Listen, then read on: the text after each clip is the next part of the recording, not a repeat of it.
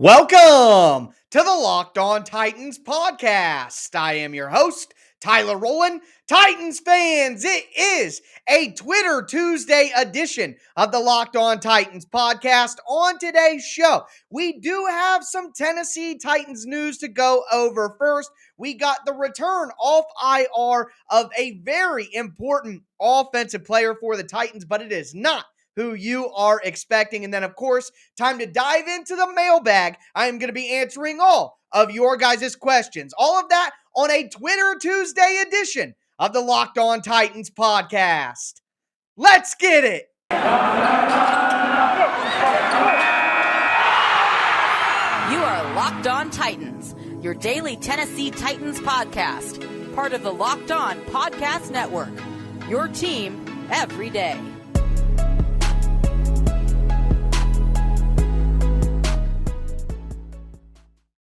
Titans fans, let's go. It is a Twitter Tuesday edition of the Locked On Titans podcast. Want to thank you guys for making the Locked On Titans podcast your first listen every day. If this is your first ever listen to the Locked On Titans podcast, make sure you subscribe on whatever platform you do stream. You're going to find the Locked On Titans podcast everywhere and always free. Also, make sure you check out the podcast on video at the Locked On Titans YouTube channel. Subscribe over there. Smash that notification bell so you know when all of my content goes live. If you're watching on YouTube right now, hit that thumbs up button. Check me out on social media at Tic Tac Titans on Twitter. Also want to give a big shout out to all of you guys who follow me on Twitter. 5,000 followers as of Monday. Unbelievable. Appreciate all of the support. I could not do it without you guys. Follow the show on Facebook at Locked On Titans Pod. Another reminder, I am the only Tennessee Titans content creator that is putting out daily, Monday through Friday content, not only during the season, but all year long. So if you haven't subscribed already based on all the things I said up front, well, then go ahead and do that now. But with all that said, we do have a lot to discuss today. You guys sent in a ton of mailbag questions, and my mailbag shows always run super long anyway. But we got news to discuss with the Tennessee Titans, some actual roster news. On Monday, the Titans designated to return from IR, that means opening the 21-day practice window, for fullback Tory Carter. Now, if you guys follow me on Twitter or if you listen to the podcast religiously, you have heard me gush over Tory Carter and how important he is to the Titans offense and the diversification of the Titans run game. And the typical response I get is, well, they have Khari Blasingame. Well, I'm sorry, guys, but Khari Blasingame is nowhere near as effective as Tory Carter. Khari Blasingame doesn't play with the same violence. He doesn't play with the same physicality. He doesn't have the same speed and change of direction either. And just to highlight that with some numbers for you guys, I always like to give my opinion, but I always like to contextualize that with stats or with film or with both. And this, I'm going to use both. So first, the numbers here. With Tory Carter as the starting fullback for the Titans on outside zone and toss sweeps, Tory Carter gives the Titans a 5.4 yards per carry. With Khari Blasingame in the same situations, the Titans have a 2.7 yards per carry. Literally, the yards per carry is cut in half, depending on who the fullback is. Now, of course, there are some, with Derrick Henry, without Derrick Henry, all of that. But either way, the point is, Tory Carter is a better fullback. And from my vantage point from watching on the film, it's obvious that Carter is a better option. And not only is he better at fullback, but the things the Titans are willing to do in the run game are different with Carter in as compared to having Khari Blasingame in there. The Titans will run a ton of counters where they pitch it one way, but the running back is designed to come back the other way. Misdirection plays in the similar vein, except for without the pitch. You fake the handoff going to the left, and then the quarterback quickly changes it to the right. Tory Carter will be fullback on the strong side, and then he'll come back weak side and blow people up. I gave you the numbers on the pitch sweeps and the toss sweeps and the outside zone combined, so that already is a double up in terms of production with Carter in there. So whether you want to talk stats, whether you want to talk film, either way, Tory Carter is a boon to the Titans run game because now the Titans can do their entire playbook in the run game instead of taking out certain plays that quite frankly, Kari Blossomgame just couldn't execute. I want to give a shout out to No Flags Film for that data that I just went over. You can find that on Twitter at No Flags Film. Moving forward, though, that's the big roster news of the day for the Titans. On the Bengals side, they did have a major injury as well. And for the Bengals, their defensive lineman, Larry Ogunjobi, he has been great for Cincinnati this year. He's basically like that Danico Autry for the Titans. He can play defensive end in a 3-4. He shifts down to the defensive tackle spot in their rush packages. He's been awesome, and specifically against the Cincinnati or against the Oakland. I'm just all over the place. Against the loss. I'm sorry. I'm so excited about Tory Carter. I've been going on about Tory Carter all day. I do got to say this one thing. I literally put a tweet out asking all of the local beat reporters to find a way to get me an update on Tory Carter. And within a couple of hours, we got the news that he was ready to go. So that was pretty awesome. Can't lie there. But as for that Bengals news, Larry Ogunjobi has been excellent as a defensive lineman for the Cincinnati Bengals. He was excellent, purely excellent against the Las Vegas Raiders. He completely dominated up front against the Raiders' offensive line. I mean, I guess that's to be expected. The Raiders don't have a fantastic offensive line, but one thing we can say here is the Bengals do have a good offense or defensive line. So now we're seeing the fact that they're having some injuries up front could really hurt him because Ogunjobi was placed on IR for the rest of the year. So the Bengals are going to be without one of their most critical players up front. So keep an eye out on that. Bengals defensive tackle Larry Ogunjobi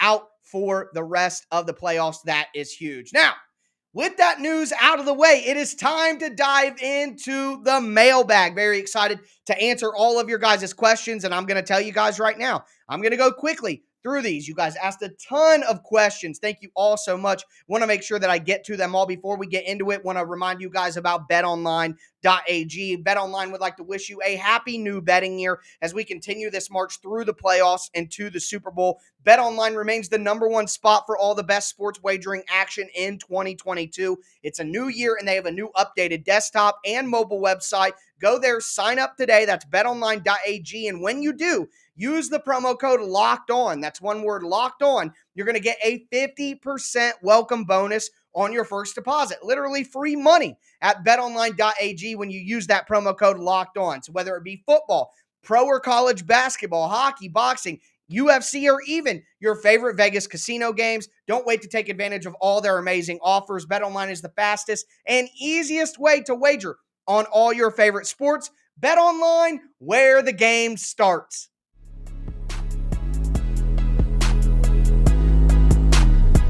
Titans fans, it is a Twitter Tuesday, and it is time to dive into your mailbag questions. Remember, for the next mailbag, you can send your questions to me on Twitter at TicTacTitans, or you can put them as a 5-star review on Apple iTunes. I am going to get into some of the reviews that I need to catch up with for today's show later on, but I'm going to dive through these questions and told you guys I'm going to go quickly through them because there are so many, and thank you all so much for this for the support.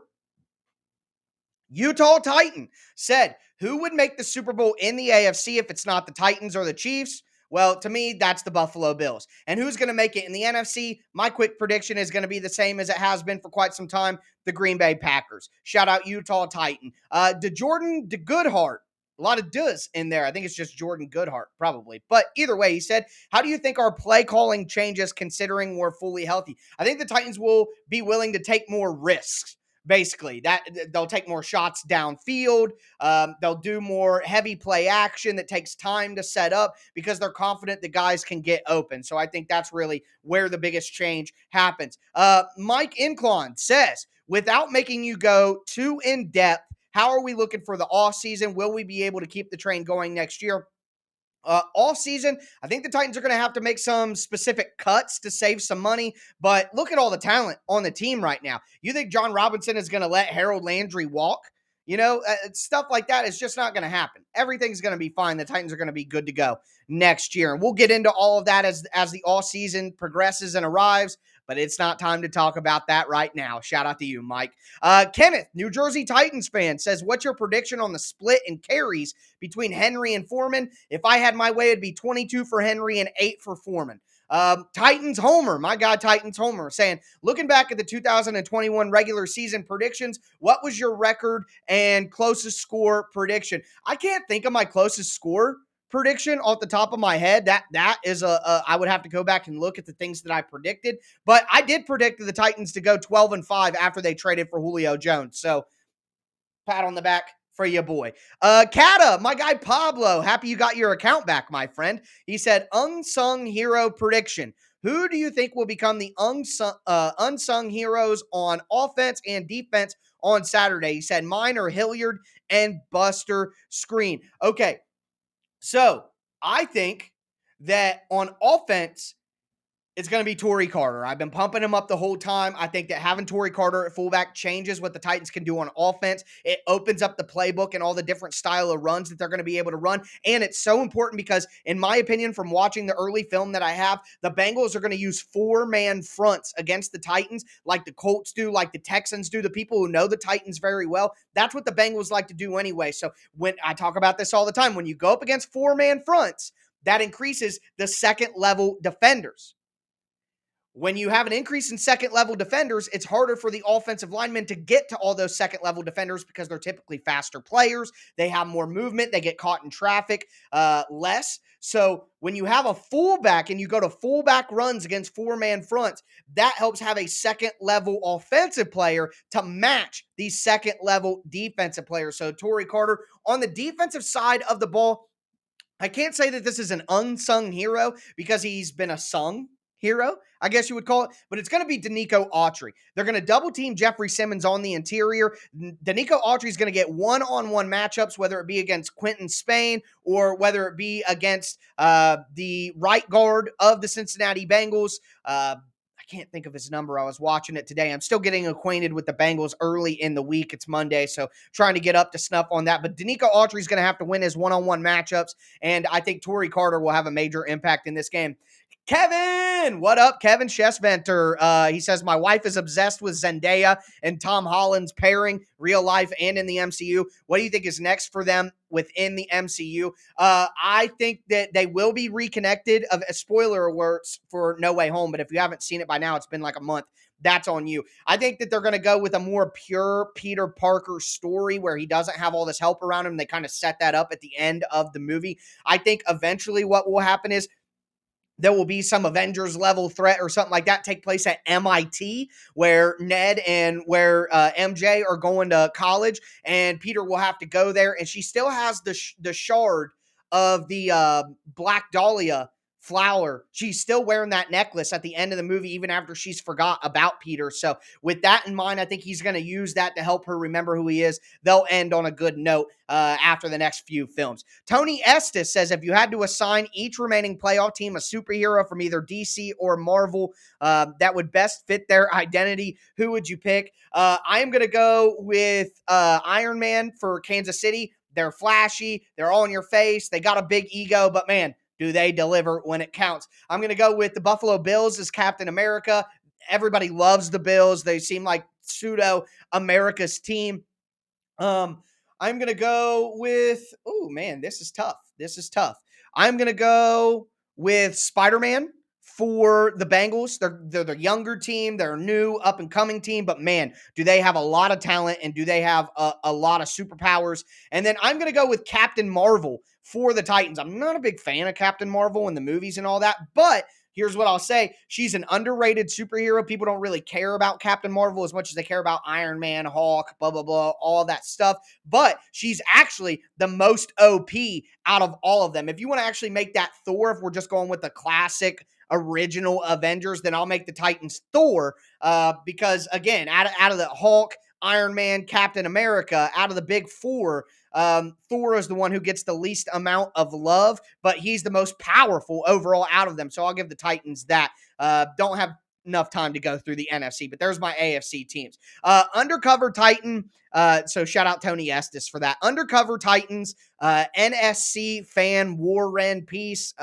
He said, what is the airspeed velocity of an unladen swallow? It's 24 miles per hour on average. Thank you for the question. Max Melching said, what do you think the cornerback wide receiver matchups will be? Most people seem to think Fulton will be on Chase, but I think he might line up more often on Higgins. Well, I actually agree with you on that, Max. I think we'll see Fulton on Higgins more than we see him on Chase, but not by design. The Titans don't follow wide receivers. They don't say, Christian Fulton, you're guarding this guy the entire game. The Titans play their side. They don't get fancy and do matchups. So Fulton's going to be on his side. Jackrabbit's going to be on his side. And the Bengals will move their wide receivers around to get the matchups they want, but the Titans don't really care about that. They're going to play their defense, and that should be enough for them. Next, Cody James. He said, in recent memory, the Titans have struggled to handle teams that attack us 5 wide, empty backfield with quick passing. This is the way I'd attack the Titans, given run defense strength and something all the remaining AFC playoff teams can do well. How should the Titans defend this? That is a tough answer for you, Cody, quite frankly. Maybe if I was an actual NFL defensive coordinator, I could give you a better answer. But for my take right now, what I would do with that is, when the Bengals go 5 wide, the whole goal is to get the ball out quickly and to hit quick passes. So for me, I would play tight man coverage. I would say, hey, if you're going to line up in 5 wide and you think that you're going to be able to hit these quick passes and get in the holes in zone like they did against the Raiders, fine. We're going to man up on you. At some point, you got to trust your cornerbacks and trust your defensive backs. I know they have good wide receivers, but if I'm the Titans, I'm going man if I see them in 5 wide and saying, okay, fine. We're going to go man, robber, cover 1 robber, and let's see if you can get those quick passes off before our defensive line eats your offensive line. Next, Tyler Bonyol. Bonyol? I'm sorry, Tyler, if I got that wrong. How do the Titans improve defensively against 5 wide after getting torched by Davis Mills? Well, I just gave you my answer there. I think the Titans need to go man coverage early on. Also, I think you need to consider having Buster Screen out there even on early downs. I know that Molden is much better against the run and on early downs, but you can't leave yourself on an island like you did against the Texans, where they can put Tyler Boyd or Jamar Chase on Elijah Molden. They're going to destroy him, so can't do that. Moving forward, ZW24, I think that's a lemon. He said, I'm a huge fan of DC Comics and Batman. What are some of the things you are looking forward to most in the new Batman movie this year? Personally, I'm most excited to see Riddler in the Hush role. Man, Hush is such a good comic. It's awesome. So I agree with you there. I think that I'm most excited just about the progression of Bruce Wayne. They're really going to focus on detective elements in this one, solving the mystery. I love a good mystery movie that has plot twists and things like that. So really excited to watch Bruce Wayne be a detective, but I'm also excited to watch the growth of Bruce Wayne. This is a year 2 Batman, so he's definitely in the middle of developing not only what kind of Batman he wants to be, but what kind of Bruce Wayne he wants to be. So the psychological development of Robert Pattinson's Batman, I think, is going to be super fun to watch and super interesting, at least to me, who I really like psychology and things like that. Last one in this segment from Paris DeSoto. He said, what it do, baby? What it do, Paris? 2-part question. Do you think our defense will be better with guys coming off of injury? I'm assuming he's saying next year, Farley, Weaver, and Rice, all the rookies, or you think we'll need to pick up additional pieces and draft to free agency? What do you think our greatest weakness is on Saturday? That is a 3-part question, Paris. Busted. Anyway, though, I think the defense will be better getting those guys back. I think those guys help, and they were picked for a reason. I do think that they'll need some additional pieces. I think they're going to have to add some depth on the defensive line, and I think they're going to need to probably look into continuing to bolster the secondary with a guy like Jackrabbit, who's an older player. I think the Titans just need to add depth on defense overall. And our greatest weakness on Saturday is definitely the offensive line. The Bengals do have a good pass rush with Trey Hendrickson and 94 Hubbard. Am I right about that? I can't believe. I was just watching film earlier today. Yeah. So Hubbard, Ogunjobi's out now, but they got DJ Reader, Trey Hendrickson. They blitz a little bit here and there with Logan Wilson. So I think the Titans' offensive line is their greatest weakness. And that's going to do it for this portion, like I said, I always go so long in these mailbags trying to run through all these quickly, but thank you all for the questions. Before we get into more mailbag questions, I want to tell you guys about TurboTax Live. People think unusual circumstances mean complicated taxes, but for TurboTax Live experts, that's what makes things interesting. Maybe you inherited a condo or renting it out, and maybe you're getting paid in crypto and aren't sure how it's taxed. For TurboTax Live experts, an interesting life can mean an even greater refund. Luckily, TurboTax Live can match you with the right expert who has experience in your unique situation and can answer all of your tax questions right from your phone or computer. They can even take care of the whole filing process for you. When you launched your own startup or are working multiple jobs and juggling multiple incomes, an experienced TurboTax Live expert can help you during the entire filing process or do your taxes for you from start to finish to get you the tax deductions you deserve. Visit TurboTax.com to learn more. You do your thing. They've got your taxes. Into it. TurboTax Live.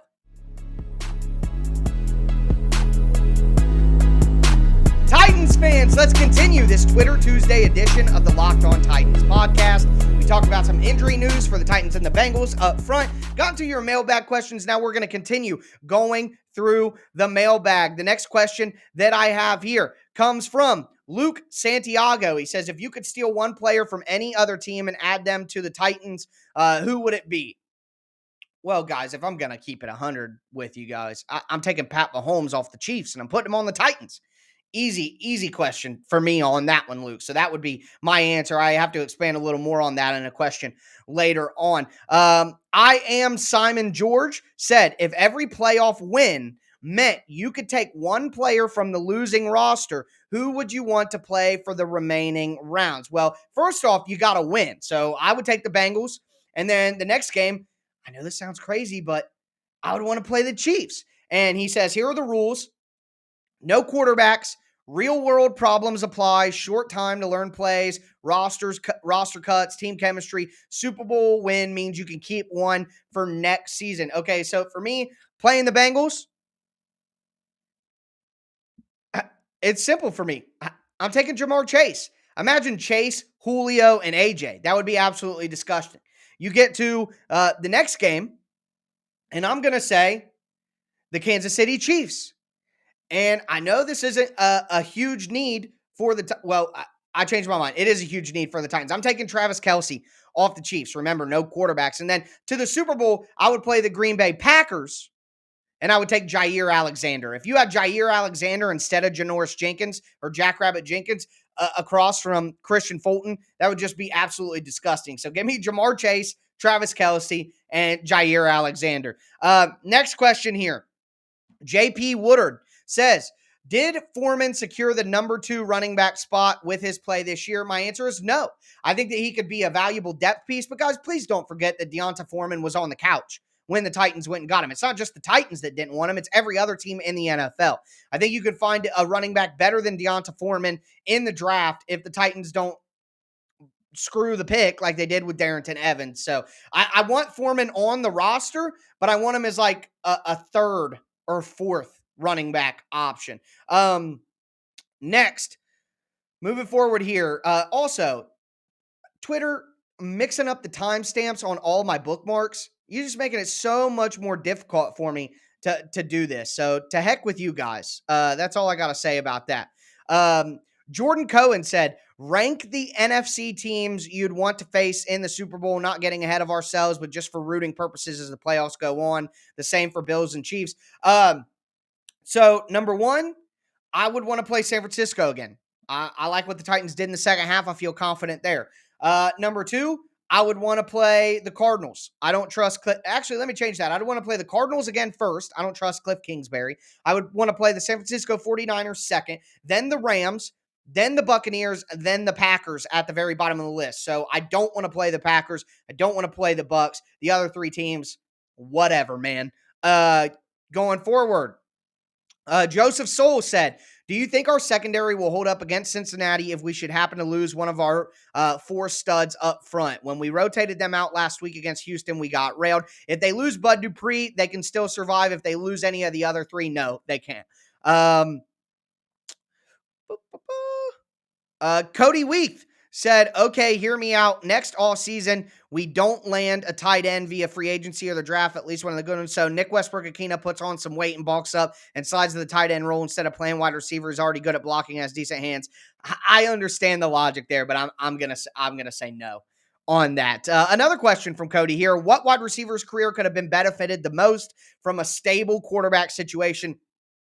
Kenny Britt, Kendall Wright, Corey Davis, or other. I'm going to say Kenny Britt. I think Kenny Britt had the most talent out of all three of those wide receivers. And the things that Kenny Britt could do well, I think, if he would have been in a stable situation, those back shoulder fades on the sideline, toss up balls where he goes and gets it over other people, that requires incredible trust, incredible chemistry, and incredible timing with your quarterback. And obviously, Kenny Britt never truly got that.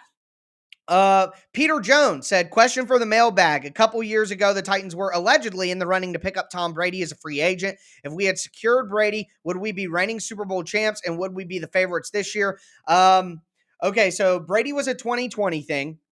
So I'm going to say no. The Titans defense was too bad last year. They would not have won the Super Bowl with Tom Brady, but would they be the favorites this year? Yes. And I think with Tom Brady, the Titans absolutely win the Super Bowl this year. No question about it. Moving forward. Sorry, guys, behind the curtain with all my bookmarks all flipped up in time now. I got to make sure that I am getting to all of your guys' questions here. This is great podcast content. Super excited about Tory Carter, though. Just letting you guys know that. I mean, we're getting there. We are getting down to the bottom. Aiden Shaw said, what do you think of Ja and the Grizzlies right now? They're awesome, man. They're one of my favorite teams to watch. It kind of reminds me of the Bulls when the Bulls really got going with Derrick Rose. That was really exciting. Or like when the Warriors really just started taking off. That was really fun. Ethan Jacobs said, what is the status on Fulton and Molden? If they are out, will our secondary be able to? Fulton came back in the game and Fulton practiced in the one walkthrough the Titans had last week. So no worries there. Molden is a little bit more concerning. I do think it would be a struggle with Molden. But honestly, like I mentioned earlier, I want to see a lot more Buster screen in this game because Molden got taken advantage of on early downs in 5 wide scenarios. So for me, I want to see more screen than Molden in this game, but yeah, it'll definitely hurt to not have Elijah Molden. Titans B2000, Matthew, I think is your name, said, okay, first, what were your thoughts on the Spider-Man movie? Where do you rank it with the other Spider-Man movies and Marvel movies on the football side? In an ideal game, how many carries are you comfortable giving Henry? Would you want him close to 30 carries like before? I loved Spider-Man. I thought it was awesome. I loved the early movie, so it was a lot of fan service to me. I think it is the best, if not the second best Spider-Man movie ever made behind Spider-Man 2, Doc Ock's original appearance with Tobey Maguire. I think it is a top 5 Marvel movie overall, probably number 5 for me. And hey, if Henry's out there, give him 30 carries. I'm with it. I'm just hoping that he can only need 22 carries and doesn't need the full 30. Okay. All right. Well, that's going to do it for all of the questions that I had in my Twitter bookmarks. I got a few questions from some people in my messages. Want to make sure that I get into this. Sean Salvatore said, your preseason doom show, when I went over the worst case scenario for the Titans, pretty much covered the bases of Henry out, AJ out, Julio out, yet we still got number 1. Do you think Vrabel and the team listened to that episode and went, damn, we better plan for these possibilities? Thus, the podcast saved our season. To give a long answer, yes, my podcast saved the Titans season. No question about that. Also, the cool, I don't know your actual name right now, so my apologies on that, but he has 3 questions. A little off the beaten path. This is whiskey provoked questions, which are perfectly acceptable on the Locked On Titans podcast. But if Serena Williams and LeBron had a kid, would that child be a better athlete than Bo Jackson? The answer is yes, they would be. If you could spend one season, match, event, or race as an athlete, what athlete would it be? For example, I'd choose Shaq from his Orlando days, or any Mayweather fight, or 2003 Vic. Give me Kobe Bryant from 2008 to 2011 when he won his 2 titles as the main dog. I would love that. Your favorite car of all time? I'm not a big car guy. Got to admit, I don't really know anything about cars. But when I was younger, I always loved the Lamborghini Diablo. Yeah, that's what I would go with then. And then finally, this is a random argument we've been having at my job. What's the absolute lowest amount you would never, what's the absolute lowest amount you would take to never work again? I said 25 mil. Some said 110, but $10 million. I could figure it out. I would be fine. I would live within my means. Wouldn't have to be crazy or anything like that. So those are the mailbag questions that I got from you guys. What I do want to do now is read some of the reviews, because I always ask you guys to send in your questions as a 5-star review. And while I don't always get questions there, I do want to at least acknowledge some of the reviews that I'm getting and make sure that you guys know that I am seeing those and do appreciate them. So let me dive into this first one here. Answered that one. Okay. The Pod Goat Jetlagger says, Tyler, I look forward to listening to your show every day. Your analysis and enthusiasm for the Titans is great. Thanks. You claim to only have a high school knowledge of the game, but I have learned so much from you. Keep up the great work and let's get it. Tighten up. Hey, I appreciate that, Pod Goat. I got to tell you guys, when you tell me that I teach you stuff about football, that is absolutely the best compliment I could ever get, because this game has given so much to me, and the people who taught it to me, I owe them the world. So if I can teach even a little bit back to somebody else and make them enjoy the game more, and they can pass that knowledge down and make their children or, any young person in their community love the game that I love so much, all I want to do is push the game forward and push the game out to more people. So thank you so much for that. Eric Dunn's #1 fan. It says, best Titans podcast. Tyler does a stand-up job day after day. I appreciate how he breaks down both the technical analysis and general storyline of the team. Started listening occasionally this past all season, and this podcast is now locked into my daily routine. Keep doing what you're doing. Thanks, man. I appreciate that so much. Listening every day is insane. Most people on average only listen to about 2 or 3 shows a week. So listening every day, I do appreciate that very much. I like the Titans. Said, I really enjoy when Tyler gets into the X's and O's. It's refreshing that he obviously cares about the team, but doesn't sugarcoat what he's seeing. The only time I have to tune out is when he talks about the Titans throwback uniforms. Hey, I respect it, but I appreciate it. My focus when I decided to do the podcast and got the job was to make sure that I focused on the X's and O's. I'm not just going to be a talking head up here all the time. Every week we dive into the scheme, and that's what matters to me most. Rock the Skillet said, you are going to chuckle after the first touchdown, and this was back in the middle of December. He said, after the first touchdown, I started yelling Bachman and turnovers drive, taking care of business. After our first stop, TC of B, by the end of the game, everybody around me was rolling their eyes. As far as I'm concerned, I was just taking care of business. By the way, just anyone in my section, I am the loudest fan there. Vrabel has been called out for not playing starters more in the preseason. Looks like the second showed up and made plays. Preseason experiences are coming to positive outcomes. You're dang right about that, especially with how the depth has been tested this year. Fatboy Guar said, love to take on Tannehill in your rant, but you have to channel your inner Chris Farley and stop fixing the hair and let it fly. There you go, man. There you go. Hair is getting all crazy. Just kidding. I can't do it. Neo said, I wonder if it's the Neo. Just kidding. Best podcast on here. I never write reviews, but Tyler deserves it. This man has so much passion and love for the game and the Titans. I look forward to these pods every day. Hey, thank you so much, Neo. You're not wrong, though. I have a lot of passion, a lot of energy in general, not only just with the podcast, but in life. The people closest to me may refer to it as being a tad obnoxious, but hey, man, I just got a zeal for life. I love living. I love football, and I love the Tennessee Titans. So that's going to do it for this mailbag. That's going to do it for this Twitter Tuesday. As always, they go long as heck, but want to make sure that I get to all your guys' questions because I really do appreciate it. That's going to do it for me today, though, folks. As always, I am your host, Tyler Rowland, and this was Locked On Titans.